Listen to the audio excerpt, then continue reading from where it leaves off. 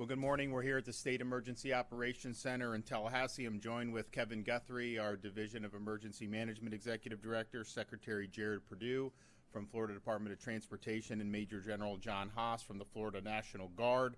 As you know, as of 8 a.m., Hurricane Helene is now a Category 2 hurricane. It is located 365 miles south of Apalachicola.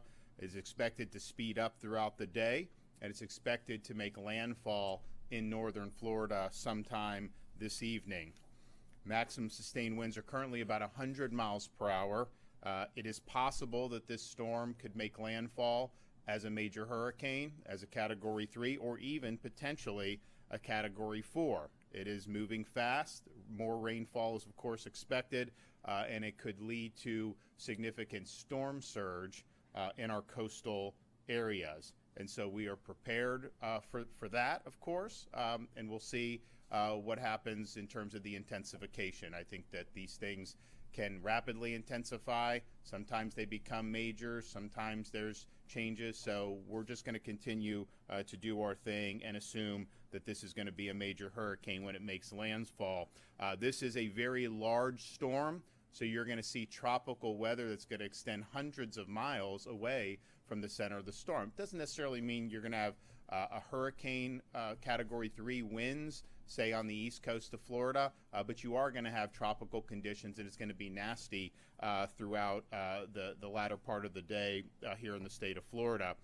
We are, of course, looking at the track. If you look at the 8 a.m. advisory, and I think this has been happening probably for the last 8 hours, the models are nudging the center of the storm a little bit east. And that's significant when you're talking about Tallahassee, because I think yesterday we were looking at an eye wall that was probably just on the western part of the city. When the storms hit, the northeast part of the storm is usually the most damaging. And so to the extent it is tracking east and mirroring more of an Idalia track rather than a direct hit on Tallahassee, that is going to impact the extent of the damage. This area has not had a major hurricane hit in quite some time, and certainly nobody in recent memory has seen a storm of this magnitude that has hit. So we'll watch that. There's no guarantee that it's going to continue on that trend, but we have seen that slight trend, and that could potentially be very impactful if you're talking another 30 or 40 miles to the east versus maintaining course or even toggling a little bit west. There will be debris either way. Obviously, if it hits direct into Tallahassee with the trees that we have here, and it's nice, but it will cause a lot of damage. Kevin and his team have been working with local governments throughout the state, but particularly throughout this region, about making sure they have their debris contracts ready to go. There's going to be a need to get debris out of the roadways. Kevin and his team are going to be helping. Jared and his team are going to be helping. But then also with power restoration. You want to be able to get the power back on. The linemen are going to have to access these power lines, and that could be more challenging in an area like Tallahassee than it would be in areas that may not be as wooded. So those debris, all local governments, do your debris contracts. You're going to get FEMA reimbursement for this. Fiscally constrained counties, we've stepped up at the state level and helped them in the past, but I think you can anticipate that there's going to be a need for some serious debris removal. So please take the appropriate steps.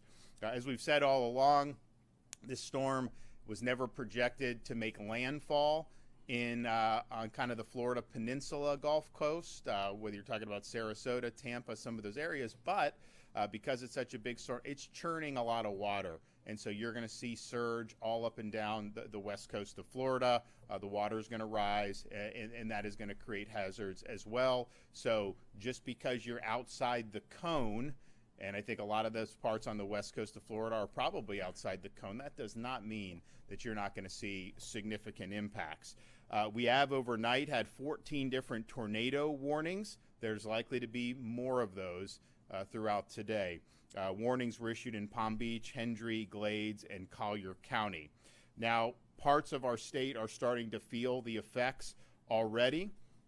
Certainly, if you're in North Florida, you still have time to execute your plan, but you got to do it now. You have time to get to a shelter, but you got to do it now. Every minute that goes by brings us closer to having conditions that are going to be simply too dangerous to navigate. But if you are in the northern part of the state and you have access and you're in an evacuation zone and you've been told to evacuate, you do have time to do it now, so do it. But don't wait another 6 hours, 7 hours and say, oh man, this thing looks big, and think that you're going to want to go out. That will be very hazardous to do that. With all of the evacuation orders, there's going to be a time, and some of that time may have been reached in southern parts of the state, where your local official is going to tell you it's too late to stay put. I don't think that we've reached that in northern Florida yet, but wherever you are, if your local EM officials say that it's too hazardous to go and that you're better off just hunkering down, heed that advice. I know Jared's talking about with the folks about the winds. We're looking at the Skyway Bridge is having, I don't know if they've closed it yet, but I think that was imminent. So you're starting to see this. So just listen to your local officials depending on where you are in the state. And there will become a time in North Florida as the hours pass today where they may tell you stay put. But don't put yourself at risk. We have fatalities on the roadways in hazardous conditions almost every storm, and those can be avoided with proper planning. Remember also, we're going to experience power outages. A lot of people use generators, and that's great, but please use the generator properly. If you use the generator inside your house, that could kill you. You got to keep the generator outside the house, a safe distance from any doors or windows. You can't let the carbon monoxide get into your home. So please use the generators appropriately.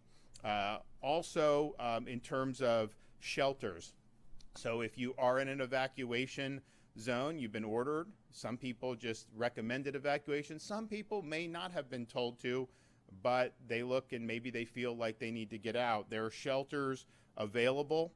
If you want to look at the shelters available in your particular county, go to floridadisaster.org/shelters, and you will see the options that you have. All counties are required to have at least one pet-friendly shelter. So please do not leave your pets behind. Make sure that you take them with them. We want to keep our pets safe in addition to our families. The Division of Emergency Management has partnered with Uber, we announced yesterday, to provide free rides to shelters for Floridians in counties that are under a state of emergency, which is almost all of them at this point. So if you want to use that, the Uber code is Helene Relief when you book your ride. Just one, all in one, no space, Helene Relief, and when you book your ride. So take advantage of that. Obviously, we're reaching the point where that's not going to be an option as the storm gets closer. But I can tell you, if you're in Tallahassee, if you're in Wakulla, if you're in some of the northern Florida, and there's Ubers available, you still have time right now to be able to take advantage of that. Lastly, as we've learned in major storms, two of the greatest dangers are tree limbs falling on roofs, as well as driving during the storm. So once the storm hits, do not go out on the roadways. There will be hazardous conditions. Do not drive in standing water. You're going to see roadways that are going to be flooded throughout the state of Florida. You're putting yourself at risk if you do that. Also, if you're sheltering at your home, be aware of the tree limbs that are on your property or adjacent to your home. Try to be in an interior room or away from limbs that could fall through the roof or window and cause harm. And we do see fatalities that happen in these storms because of tree limbs falling on homes. And you can have a great home that can withstand a Category 3 storm winds.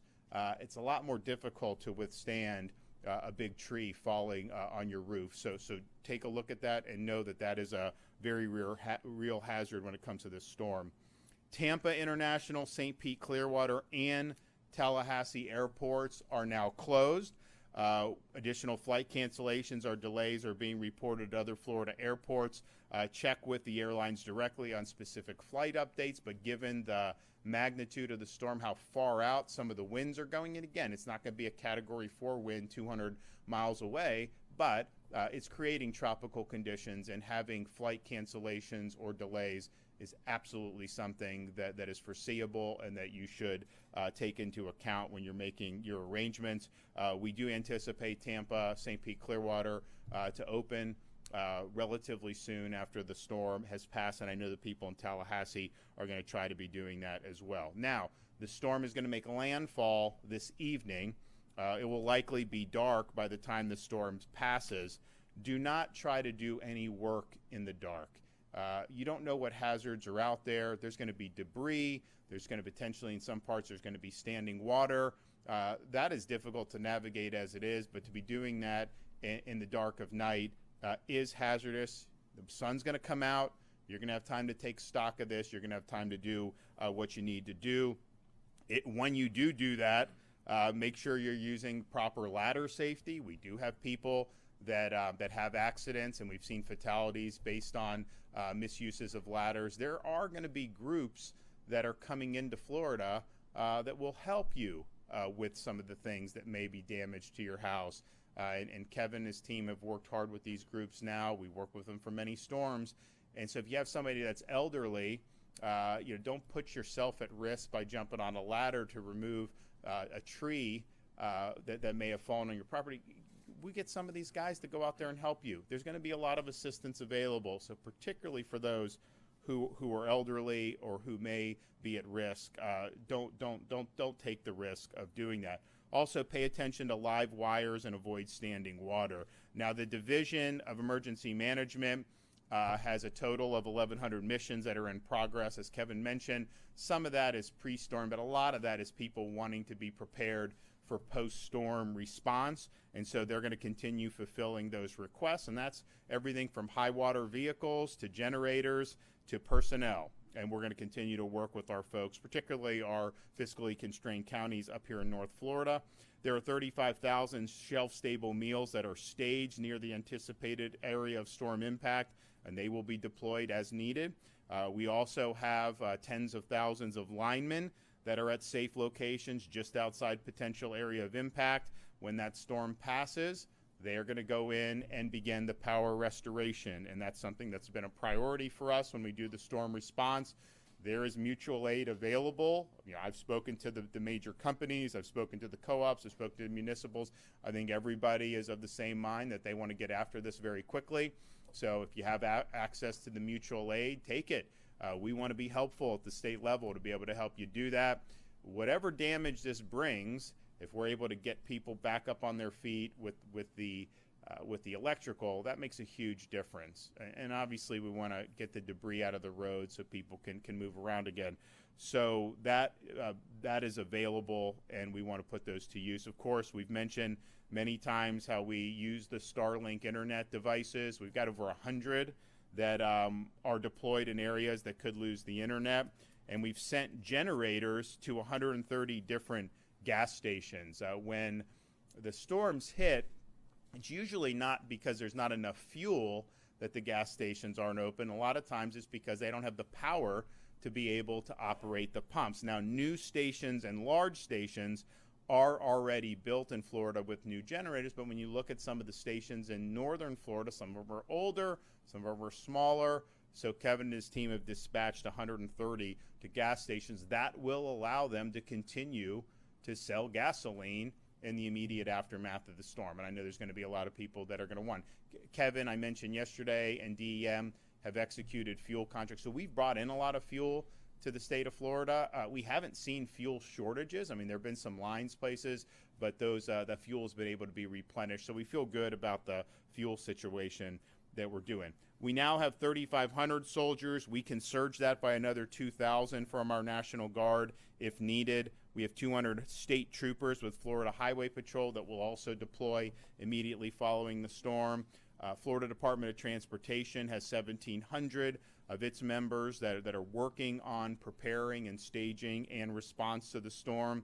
And that's 550 generators, 230 pieces of large equipment, and 40 large pumps. Be able to get some of that water out of some of these low-lying areas.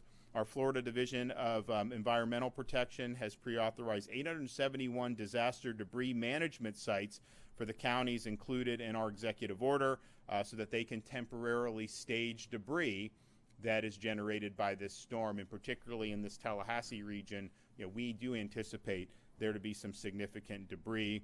We also have troopers that have assisted with evacuations in a variety of Florida counties. And as of today, there are 80 healthcare facilities that have reported various levels of evacuations: hospitals, assisted living facilities, and nursing homes. So the storm, it's coming. We're already seeing some effects in the southern part of the state. We're going to continue to see conditions deteriorate throughout the rest of the day, and we are anticipating a landfall as likely a major hurricane sometime this evening. So if you are in the area of the expected landfall, this Big Bend, Tallahassee region, you still have time to execute that plan. You do have time to heed the call of your local officials if they're telling you to evacuate, but that time is certainly running out, and you're not going to have all day to be able to do that. So please make the decisions that are going to be best for you and your family.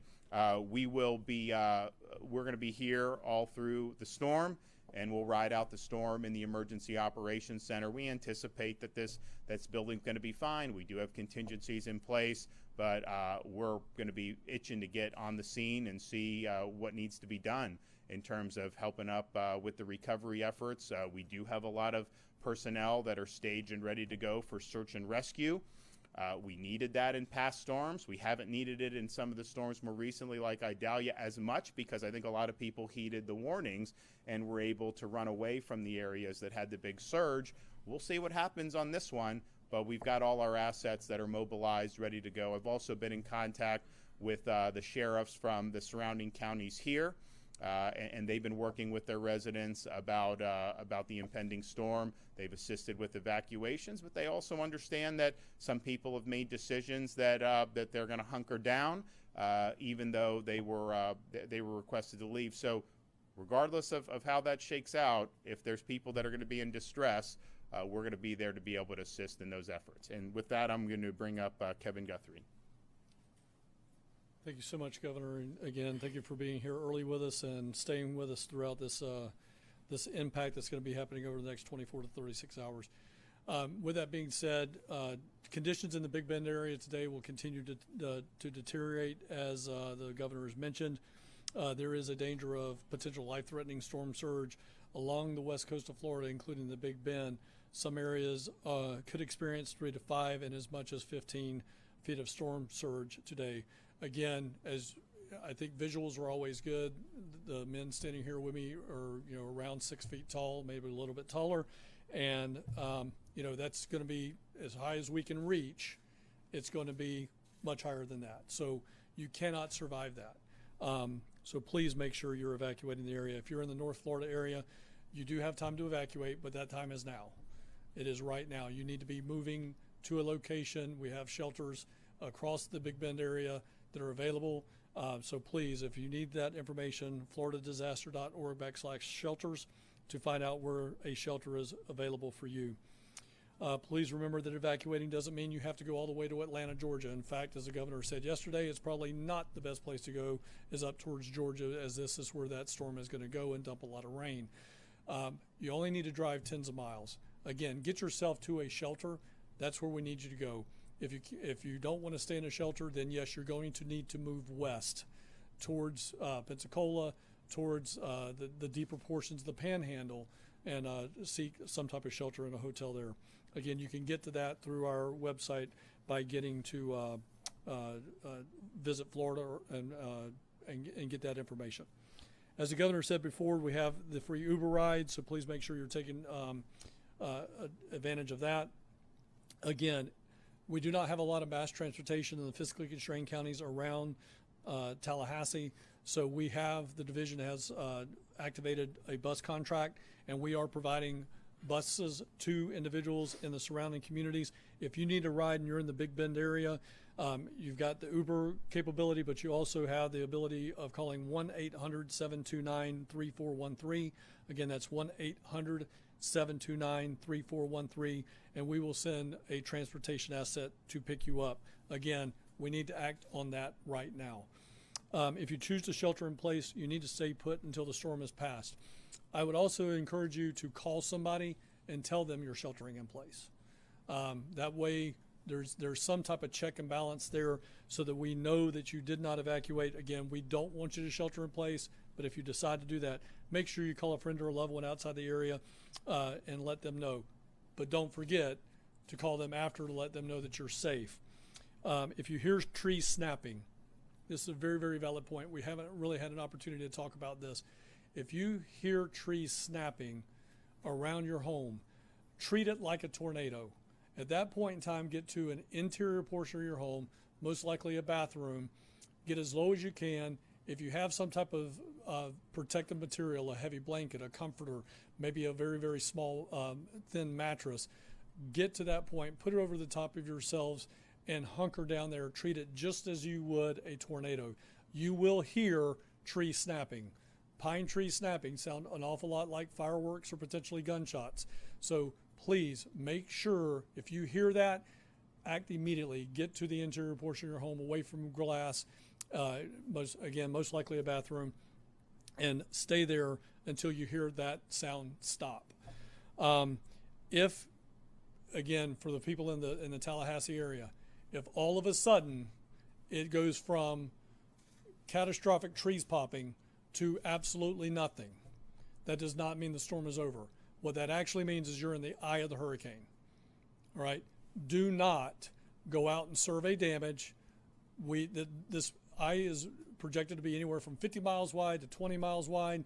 But again, if it's moving at 21 miles an hour and it's a 20-mile wide eye wall, you may have only 30 minutes, 45 minutes before that eye wall collapses right back on you and trees start snapping again. So again, if it goes from horrible and terrible to absolutely nothing, there's a 99% chance that you're in the eye wall. Stay in place. Do not move.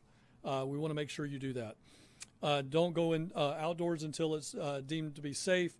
If you lose power and are going to be using a generator, as the governor said, we want you to follow our 20-20-20 rule. There's an opportunity to do the last 20, but we want to keep it outdoors, 20 feet away from your home and away from all windows.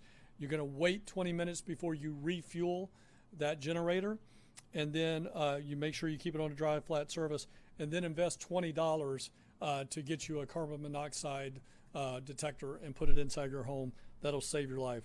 Residents needing residents needing resources before and after the hurricane can call our state assistance information line at 1-800-342-3557. Again, that's 1-800-342-3557. We have individuals there for English, Spanish, and Haitian Creole speaking. And then also be sure to follow us on X, Instagram at FLSERT, that's at Florida CERT, and then on Facebook at FDEM. And again, Governor, as well as John and Jared, thank you so much for everything you do for the Division of Emergency Management. Appreciate you. Okay. Jared? All right. Thank you, Governor, for your leadership. Thank you, Kevin, for your leadership at the Division, General Haas. We've been in very close coordination since this storm formed. We've been coordinating very closely with our law enforcement partners, with the Florida Highway Patrol, and also our industry partners at our seaports, airports, and rail. We have taken extensive efforts to prepare for this storm. As you heard from the governor, we have nearly 2,000 team members working the storm, staging, and preparing to respond. We are really looking at the path of the storm now and preparing our operation for cut and toss, for damage assessment, and for bridge inspection. We're going to be very focused on those coastal bridges as this storm passes through. We want to get them inspected and repaired as quickly as possible so people can move around. In the path of the storm, I-10 and US 98 are two major routes that we're going to be looking at. US 98 obviously has some vulnerabilities along the coast, so we're going to be focused on those. There will potentially be a lot of vegetative debris, a lot of trees down. Those trees can be wrapped in power lines. Please do not get out and explore. It can be dangerous. If you see water on the road, please do not drive through it, especially if it's around a culvert or a bridge. It can be very dangerous to drive through water. We have 120 bridge inspectors on standby. They will deploy immediately as soon as it's safe to do so. We're already beginning to see high wind speeds on the west Gulf Coast of Florida. As you heard from the governor, the closure of Skyway is imminent. And just as a reminder, when wind speeds reach 40 miles per hour or greater, local law enforcement and Florida Highway Patrol usually start to close those bridges. So if you still need to evacuate, please get out while you can move around safely. As the storm passes through, FL511.com is the most reliable place to get information on road closures, detours, etc. We will be updating that website live as the storm passes through. And throughout the night, we've had our 10 traffic management centers monitoring traffic live. We've had our road ranger service patrols on 24/7 operations, and we've been monitoring all of our roads during the evacuations and helping facilitate those evacuations, and we're going to continue to do that. Again, as the storm passes through, please remember there will be a lot of trees down, there will be a lot of vegetative debris. Do not drive through water. You heard from the governor, Tallahassee Airport, Tampa Airport, St. Pete are all closed. We hope to see those open up as soon as possible after the storm passes through. We have several seaports right now that have closed waterside along the coast, just preparing for the storm. And again, we'll coordinate closely with them and the Coast Guard to open those back up as soon as the storm passes through. Again, thank you, Governor, for your leadership, and we'll continue to work.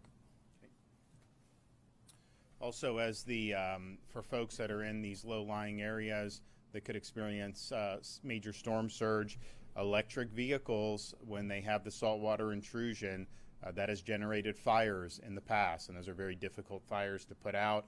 So if you do have one of those, try to get that to higher ground as well, because it does represent a hazard for the safety. And we actually had in Ian, we had homes that were completely fine withstanding a Cat 5 impact, and then got burned down because of the EV that was in the garage and caught fire. So try to avoid that if you can. Again, if you are particularly if you're in northern Florida, I mean, you can leave now if you're in an evacuation zone. You have time to execute this plan, but that time is really running out very quickly. Listen to wherever you are in Florida, listen to your local officials about whether it has come to the point where you just need to hunker down. And that may be the case in some of the southern parts of Florida that are experiencing more impacts now. As the day goes on up here in North Florida, that is going to be something that they're going to say, because it's going to be very hazardous conditions when you're, and it's not going to be safe to be out on the road. So I want to thank everybody for mobilizing up to this point. We've got a lot of assets, as we always do, available, and we will bring those to bear as soon as the storm passes, and first helping people with life and limb that may be in jeopardy, but then two, restoring the critical services, whether that's transportation or whether that is power, and we have the resources in place to be able to help do that. And with that, I'll take some questions. Yep. With this storm being the third hurricane to hit the financially constrained counties, how much of a strain does that put on state resources to help these people that are struggling to pay for one storm, let alone three? We've always stepped up and helped fiscally constrained counties in Florida, and we'll continue to do that. I mean, look, we put aside $500 million a year for disaster response. We started that when I became governor, and we're in a very strong fiscal shape. Now, we believe in utilizing whatever levers available. If I can get money elsewhere, I will do that for the counties, but we're in a good shape to be able to step up and help them. And we'll see. This is not projected to reach a Michael strength, but you never know, right? And but I remember, like Mexico Beach, the debris cost was like $80 million, and their annual budget was like $8 million. Well, that's not going to be something that's going to be feasible. So we know there's going to be need for support for fiscally constrained counties. Kevin and his team have already done a lot to help them on the outset and leading up to the storm, and we'll continue to be a good partner with them on the way back. Yes. What could you tell locals? What should we expect for the aftermath of Tallahassee? I mean, will Tallahassee look like Tallahassee anymore after this? Well, look, I think, on the one hand, if you look at the track that we were talking about last night, that was a track that we have not seen in that magnitude hit Tallahassee in anybody's lifetime. And if that were to happen, that there is just going to be a lot of debris. I mean, it is going to push down a lot of trees, and it will cause significant damage. Now, we always prepare for the worst and hope for the best. And as I said at the outset, you have seen the models nudge it more to the east. And if you're on the west side of the storm, the amount of damage is just less than if you're on the east side of the storm. That's just the way these things work.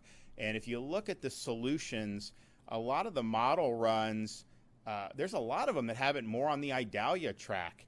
I think the NHC's cone, I think they've they've been on the western side of where all the models are. And I'm not saying that's wrong, but there is a lot of data out there that does want to nudge it east. So in terms of Tallahassee, every model run that nudges it east, if that's the track it takes, that will mean less damage. There's just no question. Anything that moves it west is just going to be more damage. And so we're prepared. I've spoken with the mayor of the city. We've spoken with the county leadership. I've spoken with the sheriff. People are ready. They're taking this seriously. They know that they have the potentially going to be called upon to execute a response that has just not been something that they've been called upon to do. I remember, I wasn't governor, but when they had Helene, that was not something that there was good preparation for on the local level. You had a lot of people that were without power for a long time. It just didn't seem. That is not the way it's being done this time. So I think that from local up, people are taking it really seriously, and we're going to respond accordingly. But this track change is going to make an impact. And if you told me it was going to hit 50 miles east of Tallahassee, then I'd be comfortable saying that the impacts would be less than what the track was yesterday, because it has to be. That's just the way these storms work. Yes. I'm wondering what the scenario is that you're managing now on the power specifically for the affected Big Bend counties. Are we talking a couple weeks, a month, maybe without power? I mean, just. Well, a lot of times it just depends on the extent of the damage. I mean, we had Idalia. We had that was the fastest restoration from a major hurricane in the history of our responses. And part of it is because we had mutual aid with these electrical co-ops and the municipals. Just the way it is, I mean, the private utilities have more manpower, right? So if you're in an area, Florida Power and Light or Duke, they have, some of the smaller outfits just don't have as much. So Kevin and his team, we've worked really hard to provide that mutual aid. Now, if you're talking about Tallahassee, the more debris that's there, that could interrupt the ability to get to the power lines. And so we're going to have Jared, we're going to have FDOT, they're going to be helping. I've spoken with the county and the city about making sure they have debris contracts ready to go, but getting the utility workers to the place where they can hook it back up is going to be something that's important. Now, if it's more of an Idalia track, this is like deja vu all over again, right? I mean, we had Idalia, we had Debbie, very similar tracks. If this does nudge east, you're going to have a storm that, maybe it's more powerful than Idalia, maybe it's a little less. We'll see. Idalia reached Cat 4 before landfall, and then it receded to a Cat 3 when it hit landfall. So you could have something that's very similar. So I think there's a lot. But we're going to have over 30,000 linemen that are going to be staged and ready to go. I would note that there are some relatively minor power outages across the state, largely because of these tornadoes that we've seen. Now, those companies, a lot of that's FPL, and they'll get that back on very quickly. But I think the municipal and the rural co-ops, they've really embraced taking mutual aid. They've embraced going in and trying to get the stuff back on as quickly as possible. Now, if there is damage to not just the lines, but the underlying system that can be destroyed in these things, then that makes, because you have to rebuild the system. Now, it didn't happen in Idalia. It did happen in a couple areas in Hurricane Ian right there on the coast. Now, hopefully, there's not a projection that this is going to be as powerful as Ian, but you never know. This is they've got a great runway in the Gulf of Mexico. The water's warm. It's deep right where the storm is now. It could rapidly intensify. So if you have that structural destruction, then you have to rebuild. We did not have to do that in Idalia. And then what Kevin has been dispatching are these flood protection devices around the utility substations. And I think a lot of them have utilized that up here. So they've been able to do, and what that does is, if you have some surge, if you have a flood, it can keep that substation operating. And that makes a huge difference in terms of the power restoration. So we've got huge amounts of assets that are ready to go. The scope of the storm, the path of the storm is really going to depend on, in terms of the power, will depend on the path and scope of what ends up happening. Do you know how many substations have that flood control device around it? You know? We filled dozens of missions. I can code you out and get you a. Okay. All right. I'm just curious. Yes. I have a question for Mr. Guthrie. Sure. So with this major hurricane, or it's expected to become a major hurricane, or it was, up to maybe a Category 4, still things up in the air. Why doesn't Leon County have an evacuation order? A lot of people are leaving. They're scared. They're nervous. I know Wakulla does. Franklin, the counties around it do. Yeah. So in reference to the question about Leon County specifically and evacuation order, we probably need to fact check that, because I do believe Leon County has an evacuation order right now for low-lying areas and manufactured homes, which makes sense. If you come here, and I'm going to just briefly, if you allow me, Governor, put my local county EM director hat back on. Where we sit at right now is 45, 50 feet above sea level. We are not going to have storm surge impacts here. There is no level A, B, C, D, E, F evacuation zone for Tallahassee. It's low-lying manufactured homes. That is their evacuation order. So, again, I want to give credit where credit's due. The governor's been up here talking about the mayor and the city getting much better, the county getting much better at responding to these disasters.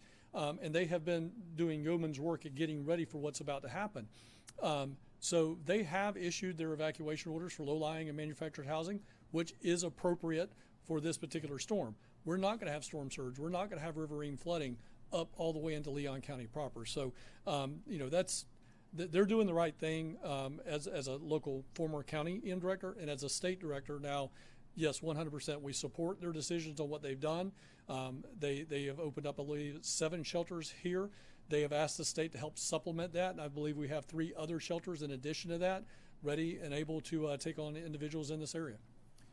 And the thing about, and Kevin's exactly right, you're not in a surge situation when you're talking about Leon, but, and so you don't want to tell people, hey, just evacuate willy-nilly. At the same time, individuals can look at their home, look what's around it, and assess what risk may be there, because you could have very powerful winds. You could see trees start to fall over. I mean, we had, at the governor's place, we had a really big tree there for Idalia, and Idalia was not, right now the track is closer to Tallahassee than Idalia was, and that tree fell over from that. And it didn't do structural damage to the home, but it's just, that was a massive tree. So the closer it is to Tallahassee, and the winds are 120, 125 potentially for what they're talking about, that is going to be. So you just as a resident, you look, you see, you think about, assess the risk, and there may be places, as Kevin said, you could treat it like a tornado, get in a place where you can hunker down, and maybe that's the best option for you. But it's hard to just fashion an evacuation order around that. I think you just got to trust people to make their own judgments. But debris is going to be an issue. Trees falling is going to be an issue. The more the track shifts east, the better off for Tallahassee, of course. The more that it stays on course or toggles back west, if that is possible. And it doesn't seem like that's where most of the models are tugging it right now. But, these things change. There's a lot of different factors on there that will, of course, mean more damage if it's a more westward path. But I think people can make their judgments about that. But we do have, in almost every storm, we have people that are not doing anything wrong. They're taking the storm seriously, and then a tree falls on the home and can cause fatal damage. And we've seen that. We had I think it was a young girl in the most recent, was just they weren't doing anything wrong, and it's a tragic thing, but that is a possibility, especially when you're talking about an area that has as much tree cover as Tallahassee. Okay, thanks so much.